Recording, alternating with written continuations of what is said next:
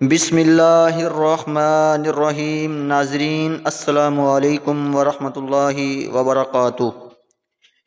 رسول اکرم صلی اللہ علیہ وآلہ وسلم نے فرمایا، جو شخص ان کلمات کو صبح کے وقت کہتا ہے اور شام تک ہر بلا سے محفوظ رہتا ہے، اور جو شام کو کہتا ہے صبح تک محفوظ رہتا ہے۔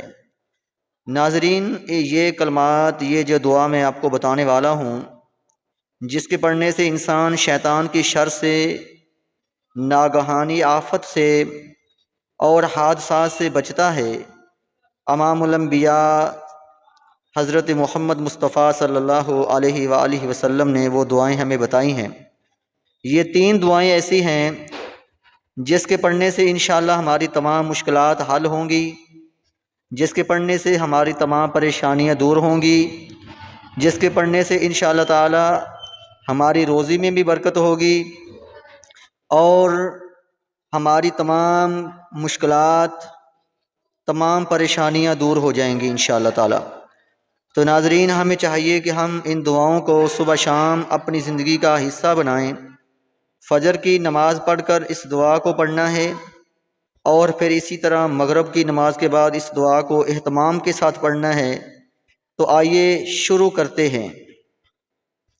سبحان اللہ وبحمدہ، لا حول ولا قوة الا باللہ، ما شاء اللہ کان وما لم یشاء لم یکن، اعلم ان اللہ علی کل شیء قدیر وَأَنَّ اللَّهَ قَدْ أَحَاطَ بِكُلِّ شَيْءٍ عِلْمًا۔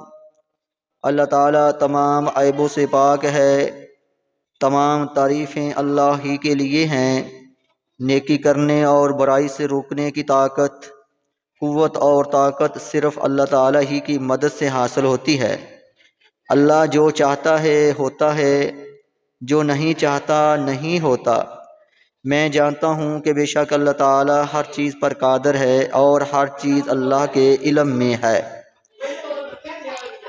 حضرت حسن بصری رحمۃ اللہ علیہ فرماتے ہیں کہ حضرت سمرہ بن جندب رضی اللہ تعالی عنہ نے فرمایا کہ میں تمہیں ایک ایسی حدیث نہ سناؤں جو میں نے رسول اللہ صلی اللہ علیہ وسلم سے کئی مرتبہ سنی، اور حضرت ابو بکر صدیق رضی اللہ تعالی عنہ اور حضرت عمر فاروق رضی اللہ تعالی عنہ سے بھی کئی مرتبہ سنی ہے۔ میں نے عرض کیا، ضرور سنائیں۔ حضرت سمرہ رضی اللہ تعالی عنہ نے فرمایا، جو شخص صبح اور شام ان کلمات کو پڑھے تو اللہ تعالیٰ سے جو مانگے گا اللہ تعالیٰ ضرور اس کو عطا فرمائیں گے۔ حضرت سمرہ بن جندب رضی اللہ تعالی عنہ نے اس کے بعد فرمایا کہ میں نے ایک مرتبہ حضرت عبداللہ بن سلام رضی اللہ تعالی عنہ کے سامنے اس دعا کا تذکرہ کیا تو انہوں نے فرمایا کہ میرے ماں باپ اللہ کے رسول صلی اللہ علیہ وسلم پر قربان ہوں، یہی کلمات اللہ تعالیٰ نے حضرت موسیٰ علیہ السلام کو عطا فرمائے تھے۔ چنانچہ حضرت موسیٰ علیہ السلام دن بھر میں 7 مرتبہ یہ کلمات پڑھ کر دعا مانگتے تھے تو اللہ تعالیٰ ان کی مراد کو پوری فرماتے تھے۔ تو ناظرین، یہ اتنی پیاری اور بابرکت دعا ہے جو حضرت موسیٰ علیہ السلام پڑھتے تھے، اور پھر ہمارے پیارے نبی حضرت محمد صلی اللہ علیہ وسلم پڑھتے تھے، اور انہوں نے اپنے صحابہ کو بتایا اور صحابہ کرام نے ہمیں بتایا۔ یہ دعا ہے، آئیے شروع کرتے ہیں۔ اللہم انت خلقتنی وانت تہدینی وانت تطعمنی وانت تسقینی وانت تمیتنی وانت تحیینی۔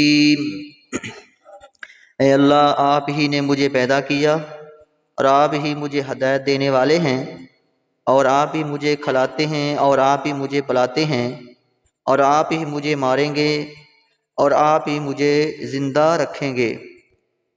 یہ دعا حضرت موسیٰ علیہ السلام کی دعا تھی۔ ناظرین، ہمیں اگر کوئی مشکل آ جائے، ہمیں کوئی پریشانی آ جائے تو اس دعا کو پڑھنا چاہیے۔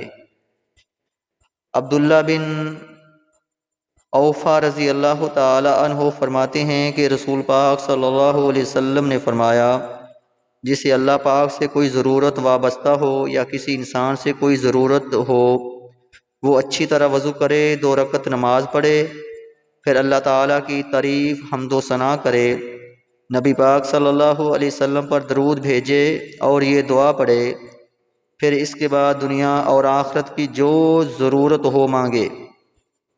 یعنی اس دعا کو پڑھنے سے اللہ تعالیٰ دنیا آخرت کی تمام انسان کی ضرورتیں پوری فرما دیں گے۔ ناظرین، یہ دعا بہت قیمتی دعا ہے۔ آئیے شروع کرتے ہیں۔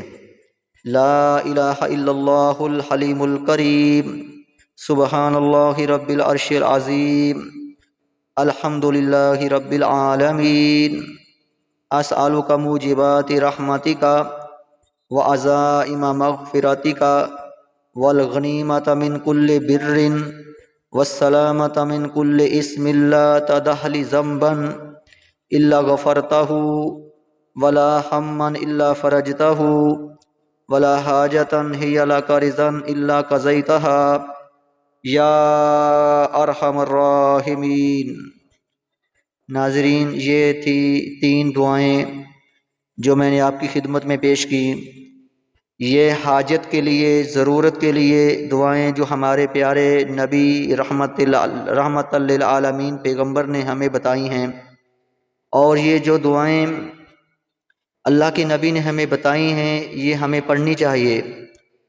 حدیث کی کتابوں میں یہ دعائیں موجود ہیں۔ تو ناظرین، بڑی محنت سے یہ ویڈیو میں بنا کر آپ کی خدمت میں پیش کرتا ہوں۔